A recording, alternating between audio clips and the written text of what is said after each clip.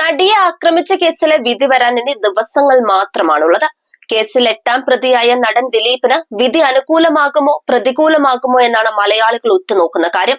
വിധി ദിലീപിന് അനുകൂലമായാൽ അദ്ദേഹത്തിന്റെ സിനിമാ ജീവിതത്തിന് വലിയ ആശ്വാസമാകുമെന്നതിൽ സംശയമൊന്നുമില്ല. കാരണം ഈ കേസിന് പിന്നാലെ അത് ഏറ്റവും കൂടുതൽ ബാധിക്കപ്പെട്ടത് അദ്ദേഹത്തിന്റെ സിനിമകളെയാണ്.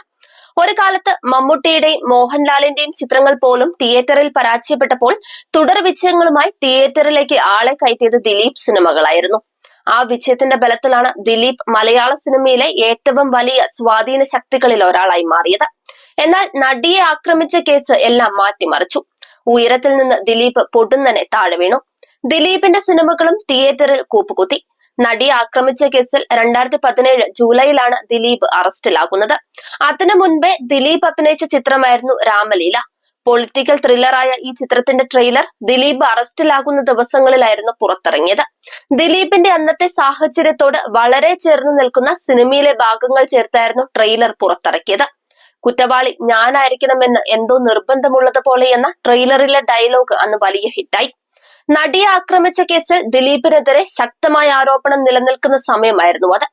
ദിലീപ് ജയിലിൽ കിടക്കുമ്പോൾ തന്നെയായിരുന്നു രാമലീലയുടെ റിലീസും. 2017 സെപ്റ്റംബറിലാണ് ചിത്രം പുറത്തിറങ്ങിയത്. ചിത്രം വലിയ ഹിറ്റായി. അത് പ്രൊഫഷണൽ ജീവിതത്തിൽ ദിലീപിന് നൽകിയ ആശ്വാസം ചെറുതായിരുന്നില്ല. എന്നാൽ പിന്നീട് ഇറങ്ങിയ ഒരു ദിലീപ് ചിത്രം പോലും തിയേറ്ററിൽ വിജയമായില്ല. കേസിൽ ദിലീപിനെതിരെ പുറത്തു വന്ന പല തെളിവുകളും പൊതുജനങ്ങളിൽ ഒരു വിഭാഗം പേരെയെങ്കിലും തിയേറ്ററിലേക്ക് എത്തിക്കുന്നതിൽ നിന്ന് അകറ്റി. ദിലീപ് ആരാധകർ കുറഞ്ഞുവെന്ന് പറയുന്നതാണ് സാരം. റിമാൻഡിന് ശേഷം ഒക്ടോബറിൽ ജാമ്യത്തിനിറങ്ങിയ ശേഷം ദിലീപ് വീണ്ടും സിനിമകളിൽ സജീവമായി. പീരിയോഡിക് ഡ്രാമയായി ഇറങ്ങിയ കമ്മാര സംഭവമായിരുന്നു ദിലീപ് ജാമ്യത്തിൽ ഇറങ്ങിയ ശേഷം റിലീസ് ചെയ്ത ആദ്യ സിനിമ. മുരളി ഗോപി രചന നിർവഹിച്ച ഈ ചിത്രം ശ്രദ്ധിക്കപ്പെട്ടെങ്കിലും തിയേറ്ററിൽ ചലനമുണ്ടാക്കിയില്ല. 2019 കുറെ കൂടി ദിലീപ് പൊതുവേദിയിലും സിനിമയിലും സജീവമായി. ഇഷ്ടകാര്യലബ്ധി, ധനനേട്ടം, കാര്യവിജയം, സുഖദാമ്പത്യം, 2016 ഇവർക്ക് അപൂർവ യോഗം. എന്നാൽ ഹിറ്റാകുന്ന ഒരു സിനിമ പോലും ദിലീപിന്റേതായി ആ വർഷമെത്തിയില്ല. കോടതി സമക്ഷം, ബാലൻ വക്കീൽ, ശുഭരാത്രി, ജാക്കാൻ ഡാനിയൽ എന്നീ സിനിമകളിൽ ദയനീയമായി പരാജയപ്പെട്ടു. കുട്ടികളുടെ ചിത്രമായെത്തിയ മൈ സാൻഡിയും ശ്രദ്ധിക്കപ്പെട്ടില്ല.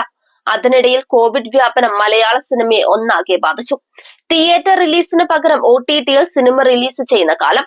ആ സമയത്താണ് ദിലീപിന്റെ സന്തത സഹചാരി, നടനും ദീർഘകാല സുഹൃത്തുമായ നാദിർ ഷാ പുതിയ സിനിമ പ്രഖ്യാപിക്കുന്നത്.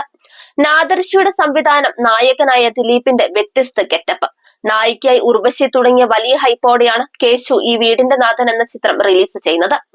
എന്നാൽ ഈ സിനിമയ്ക്കും പരാജയം രുചിക്കാനായിരുന്നു വിധി.